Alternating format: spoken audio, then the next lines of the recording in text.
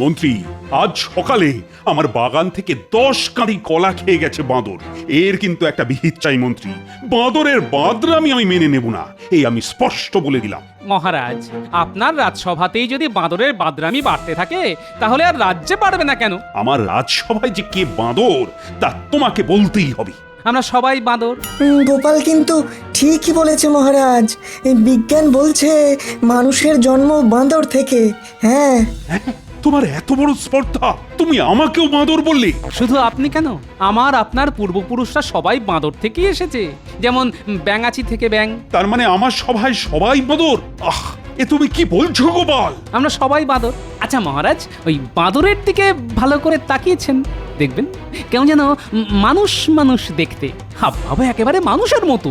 গোপাল, তাহলে আমার রাজসভায় কতজন বাঁদর আছে?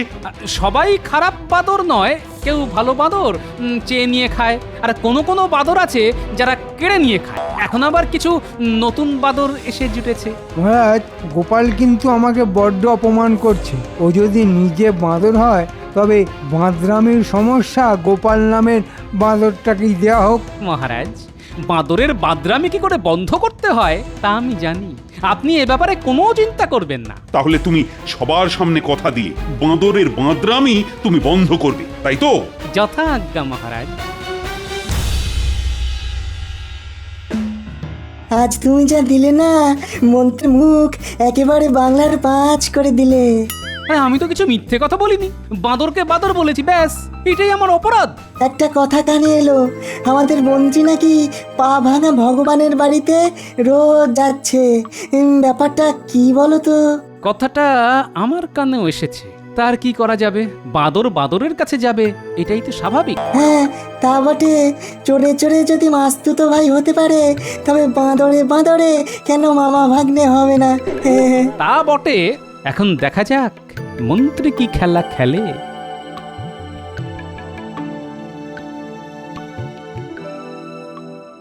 আয় আয়, তোরা যে আসবি আমি জানতাম। না এসে উপায় আছে?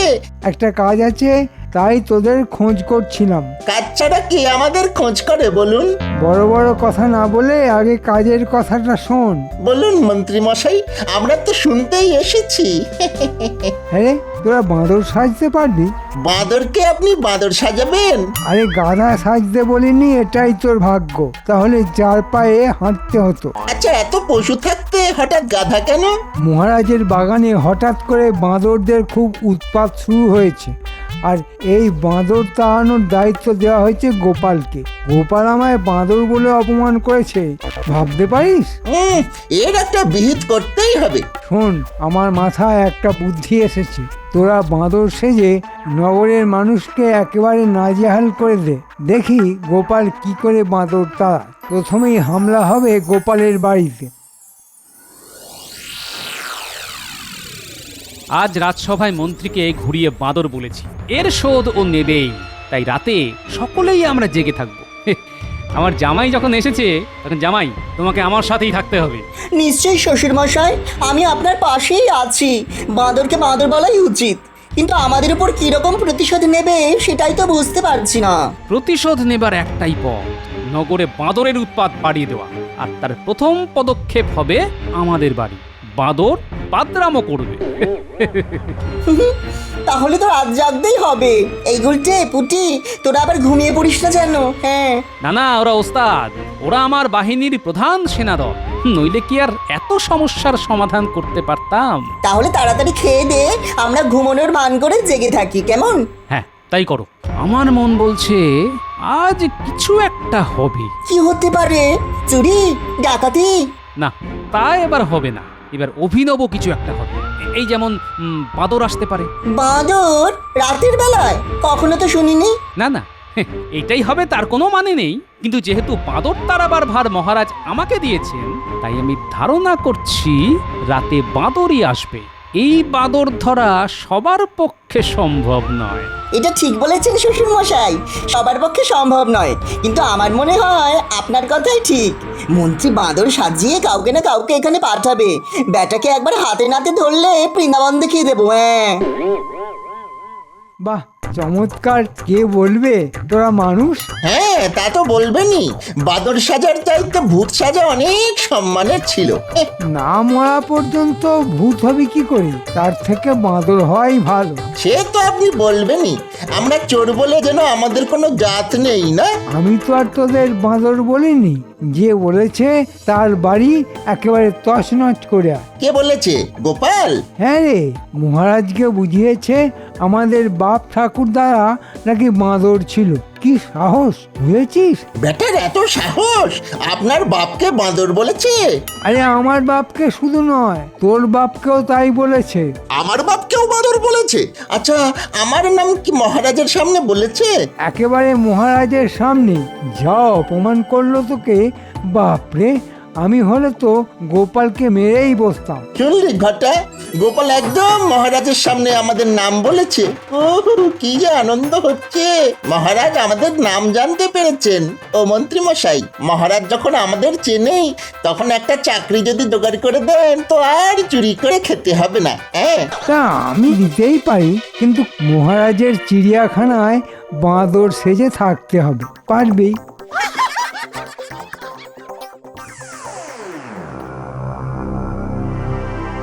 জামাই, এবার ওদের আসার সময় হয়ে গেছে, অনেক রাত হয়েছে। একটা কাজ করা যাক, তোমরা বাইরে বেরিয়ে লুকিয়ে থাকো। ওরা আসলে দূর থেকে ওদের লক্ষ্য রাখো। ঘরে আমি আছি, এখানে যা করার তাই করব। আসবে তো? আমার অনুমান কখনো মিথ্যে হয় না জামাই। আমার মন যখন বলছে আজ রাতেই কেউ আসবে, তখন আসবেই। তোমরা অন্ধকারে লুকিয়ে থাকো, লক্ষ্য রেখো। গোপাল বড় উপকার করেছে রে, মহারাজের কাছে আমাদের নাম বলেছে, তার মানে মহারাজ আমাদের চেনেন। কিন্তু আমাদের যে বাঁদর সেজে থাকতে হবে। থাকলে থাকবো, আর খেতে পড়তে তো পাবো। যদি রোজ কলা খেতে দেয় তবে কি হবে বলতো? এই কথাটা তো মাথায় আসেনি আমার।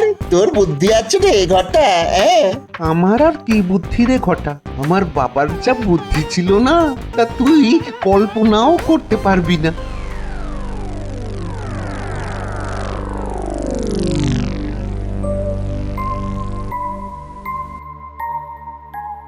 শুনলি গুলটে, বাঁদরকে কখনো বাংলা কথা বলতে শুনেছিস? দাদু তাহলে ঠিক কথাই বলেছিল, এরা বাঁদর নয়, মানুষ। দাঁড়া, আমরা চুপি চুপি বাড়ির দিকে যাই। ঘটা একদম কথা বলিস না, চুপ করে থাক। গোপাল দিকে গেলে খুব বিপদ হবে রে। চুপ করে থাক, কথা বলিস না কিন্তু। কিরে, এসেছিস? ভালোই করেছিস। তবে বাপ ঠাকুরদার নাম ডোবালি রে, নিজের ভাষা ভুলে বাংলায় কথা বলছিস। কেন, মানুষের ভাষায় কথা বললে তোমার অসুবিধা কোথায়? হ্যাঁ, তোদের পূর্বপুরুষরা বাংলায় কথা বলতো না, বাঁদরের ভাষায় বলতো রে। বাঁদরের ভাষা তো আমরা জানি না, নিচে নামবো, একটু শিখিয়ে দেবে? এই দেখ দেখ দেখ, চল চল চল চল, পালা পালা পালা। দাঁড়া, আগে ল্যাজটা খুলে রাখি। শুনলি না গোপাল কি বললো? ধর ধর ওদের, ধর ধর, বাঁদর বাঁদর। পালালি কেন? আমরা তো আর চুরি করতে আসিনি, গোপালের কাছ থেকে বাঁদরের ভাষা শিখতে এসেছি। হা পরে শিখিস, আগে পালা তো পালা। ব্যাটারা পালিয়ে গেল। চল দাদাকে বলি।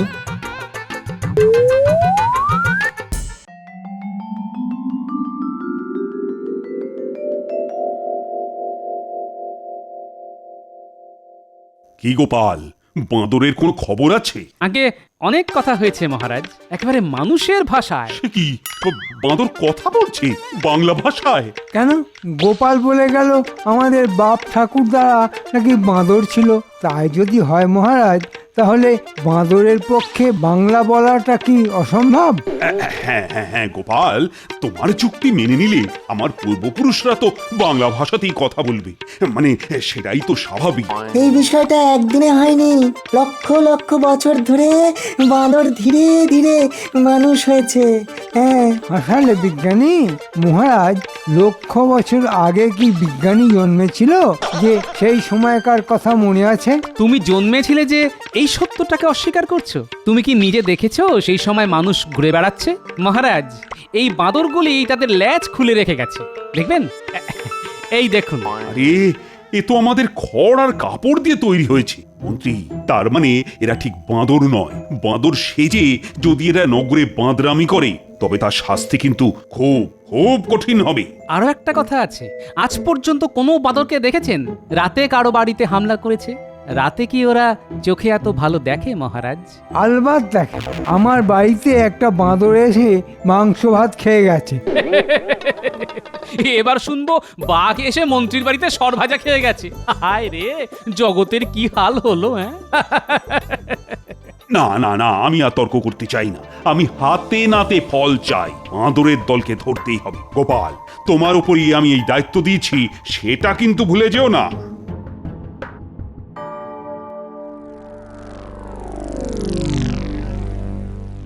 শোন, কেউ যদি বাঁদর সেজে নগরে হামলা চালায় তবে আমরাও ভালুক সেজে রাতে নগরে ঘুরে বেড়াতে পারবো। উল্টে একটা কাজ কর, শ্যামাপদ বহুরূপীকে আমার সঙ্গে দেখা করতে বল, আমাদেরও ভালুক সাজিয়ে দিতে বলবো। বাঁদরের সঙ্গে ভালুকের এবার লুকোচুরি খেলা হবে।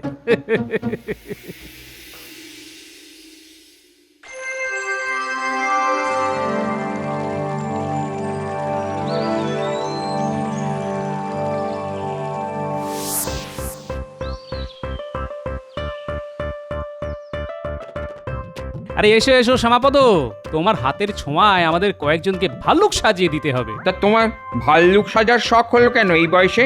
গিন্নি তো মিষ্টি খাওয়ানো বন্ধ করে দিয়েছে, তাই ভাবলাম ভাল্লুক সাজলে জমিয়ে মিষ্টি খেতে পারবো। তখন আর কেউ মানা করতে পারবে না। না বৌঠান, গোপাল ভায়া কোনো উদ্দেশ্য ছাড়া এমন কাজ করবে না। নিশ্চয়ই কিছু একটা মতলব আছে। হ্যাঁ, তা একটা আছে বটে, ভালুক সেজে বাঁদর ধরবো। বাঁদর? তবে শুনলাম নগরের নাকি বাঁদরের উৎপাত বেড়ে গেছে। কি ব্যাপার বলো তো? সে পরে বলবো, আগে একটা কথা বলো, তুমিও ভালুক সাজবে তো? আমাদের সঙ্গে বাঁদর ধরতে যাবে তো? নিশ্চয়ই যাব। হ্যাঁ, বাঘ হলেই যেতাম না, কিন্তু বাঁদর সে আবার কোনো প্রাণী হলো নাকি? ঠিক বলেছ, আমরাও বাঁদর। বাঁদরের থেকেও বাঁদরামিতে মানুষ অনেক এগিয়ে আছে। যাক, এসব জ্ঞানের কথা বিজ্ঞানীর কাছ থেকে একদিন শুনে নিও।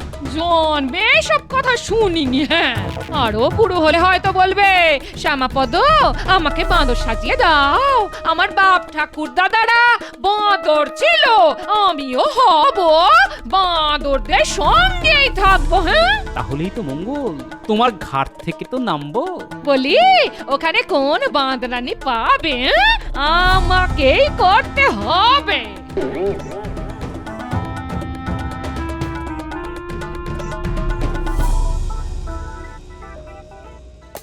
তোরা কি দিন দিন মরকট হয়ে যাচ্ছিস? মরকট হতে যাব কেন? আমরা তো বাঁদর। আরে বাঁদরই যদি হবি তবে লেজটা ফেলে আসলি কেন? বা গোপাল যে বললো লেজটা রেখে যা, তাই তো রেখে এলাম। সর্বনাশ, তোরা আবার গোপালের সঙ্গে কথা বলেছিস? বারে, বাঁদর বলে কি কথা বলা বারণ নাকি? গোপাল তোদের গলা চিনতে পারেনি তো? আমাদের নিজের বলে কোনো গলা নেই। চোর, তার উপরে বাঁদর, আমাদের কোনো একটা গলা থাকতে নেই, অনেক গলা নিয়ে চলতে হয়। থাক, আর ভূতের গলা করে কথা বলার দরকার নেই। আচ্ছা মন্ত্রী মশাই, ভূত কি বাঁদর ছিল? আমি জানি না, গোপালকে গিয়ে জিজ্ঞেস কর। সেটাই তো বলতে চেয়েছিলাম, কিন্তু এমন তাড়া খেলাম যে পালিয়ে আসতে বাধ্য হলাম। আর জিজ্ঞেস করে কাজ নেই, আজ কিন্তু বিজ্ঞানীর বাড়ি, কোনো কথা বলবি না, চুপ করে থাকবি।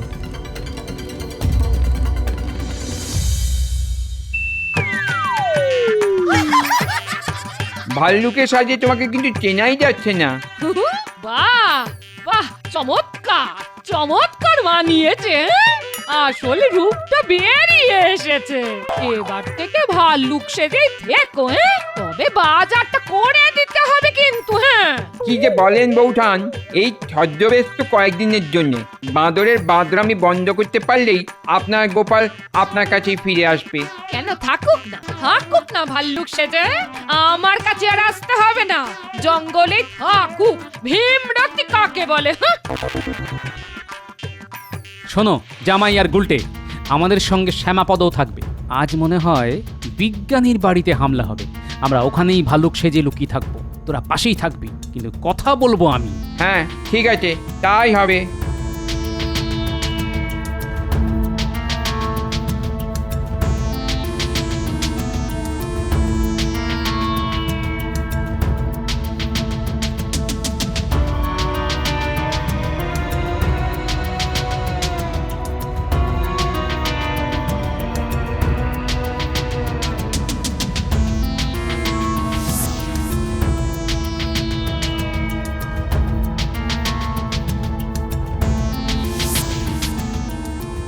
আমরা এখন বিজ্ঞানীর বাড়ির পাশে লুকিয়ে থাকবো।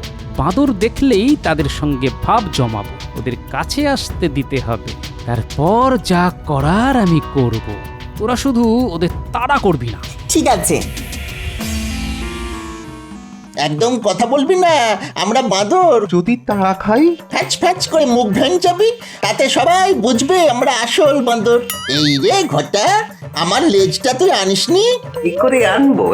মন্ত্রী তো তোকে নতুন একটা বানিয়ে নিতে বলেছিলাম না, আর তুই কিপটেমি করে বানালি না। এবার এবার কি হবে? হ্যাঁ, আমি সামনে মুখ দেখাবো আর তুই পেছন দেখাবি, যাতে ওরা তোর লেজ দেখতে পায়।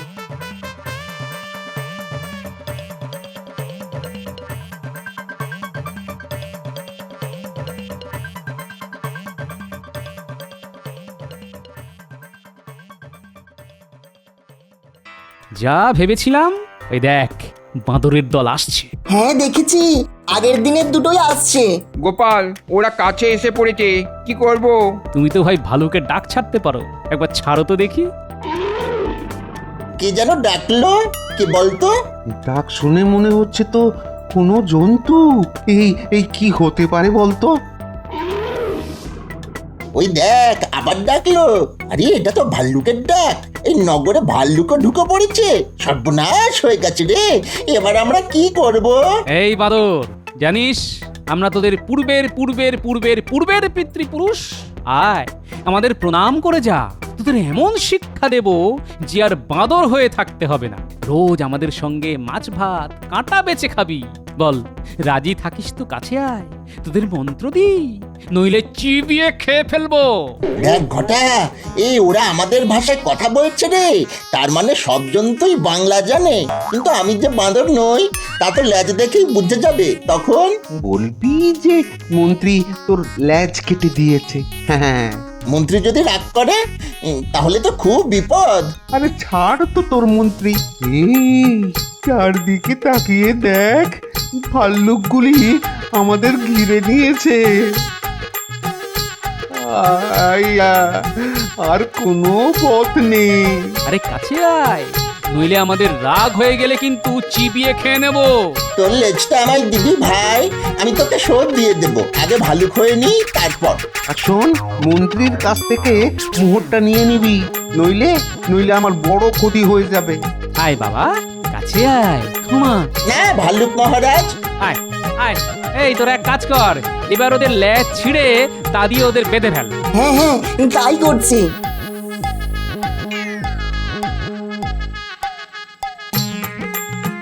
আমাদের লেজ দিয়ে আমাদেরই বাঁধা হচ্ছে, আমাদের অপরাধ কি? না না, তোদের কোনো অপরাধ নেই।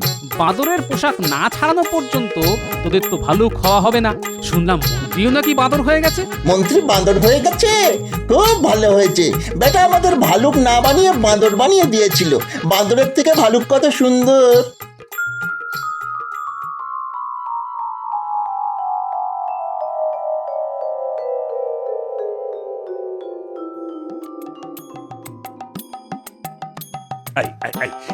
এটা কি মস্করা হচ্ছে? আমার রাজসভায় বাঁদর ভাল্লু কি কি করে ঢুকলো? প্রহরী, প্রহরী, এদের ধরে চিড়িয়াখানায় নিয়ে যাও। আমাদের চিনতে পারছেন না মহারাজ? গোপাল, আরে আরে তুমি ভাল্লুক সেজে এসেছো কেন? আর সঙ্গে দুটো বাঁদরই বা কারা? মহারাজ, ভালুক কি আর শখ করে সেজেছি? বাঁদর ধরার জন্যই ভালুক সাজতে হলো। আমাদের কোনো দোষ নেই মহারাজ। মন্ত্রী আমাদের বাঁদর সাজিয়ে গোটা নগরে একটা গন্ডগোল বাঁধাতে চেয়েছিল। প্রথমেই গোপালের বাড়ি, তারপর বিজ্ঞানীর বাড়ি। কিন্তু গোপাল যে এমন একটা ভালুক সেজে আমাদের ধরে ফেলবে তা বুঝতে পারিনি। আমাদের ক্ষমা করে দিন মহারাজ। গোপাল, বাঁদরের একটা পোশাক মন্ত্রীর বাড়িতেই পাঠিয়ে দাও, আর বাড়ির চারদিকে পাহারা বসাও যাতে পালাতে না পারে। আগামী 7 দিন এই বাঁদরের পোশাকেই তাকে রাজসভায় আসতে হবে। মহারাজ, এই কৃতিত্ব কিন্তু আমার একার নয়। আমার জামাই গুলটে, পুঁটি, শ্যামাপদ বহুরূপী না থাকলে এই কাজ করতেই পারতাম না। আমার হয়ে এই রথরাজি ওদের দিলাম এই পুরস্কার হিসেবে।